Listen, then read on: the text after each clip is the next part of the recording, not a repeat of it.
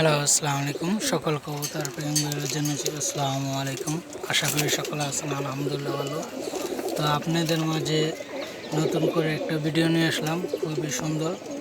এই যে আমার একটা পুরাতন নর, খুবই পুরাতন, জানি না অন্য কেউর কাছে যেমন আমার কাছে আমার নরটা খুবই। তো আপনারা কমেন্টসে বলবেন। আর দুইটা এবারকার ভেবে নিছি আর কি। এই যে একটা, এই যে একটা, এই যে দেখছেন, এই যে দেখতে পাচ্ছেন, এই যে নর বাচ্চাটা, এটা হচ্ছে এই যে এটার বাচ্চা। আর তার আগের জন্য হয়েছে এই যে এটা, এই জিরাগলা স্টাইলের যেটা, এটার বড় ভাই এই যে নরটা।